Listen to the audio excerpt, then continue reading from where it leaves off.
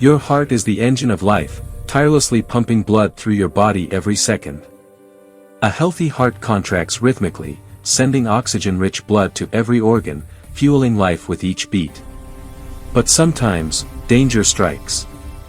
A heart attack, or myocardial infarction, happens when a coronary artery is blocked, starving the heart muscle of oxygen. Cells begin to die, and chest pain radiates through the body. Immediate attention is critical. Cardiac arrest, however, is sudden and silent. The heart stops beating altogether.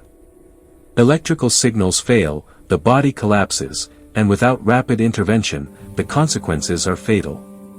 Heart failure is a slower, chronic condition. The heart struggles to pump blood efficiently, causing fluid buildup in the lungs and extremities, leaving the body weak and short of breath. Each of these conditions has unique warning signs: chest pain, shortness of breath, swelling, and fatigue. Understanding these differences can save lives. Modern medicine and timely response, CPR, defibrillation, medications, and lifestyle changes, can protect and restore heart function. Your heart is fragile yet powerful.